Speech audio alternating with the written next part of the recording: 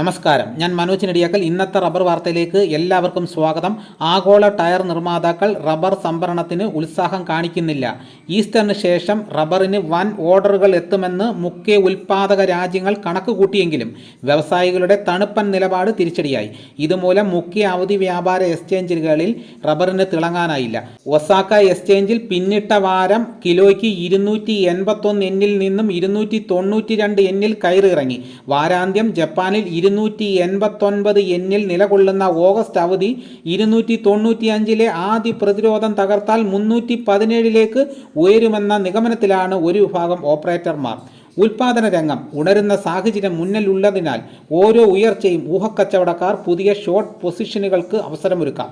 അതായത് മുന്നിലുള്ള ആഴ്ചകളിൽ 281 നിർണായക സപ്പോർട്ട് നിലനിർത്താനായില്ലെങ്കിൽ കൂടുതൽ സമ്മർദ്ദത്തിലാകും.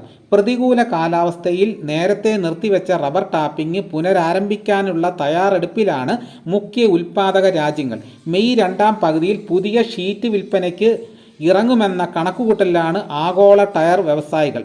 വേനൽ മഴ സംസ്ഥാനത്ത് സജീവമായ സാഹചര്യത്തിൽ ചെറുകിട കർഷകർ റബ്ബർ വെട്ടിന് നീക്കം നടത്താം.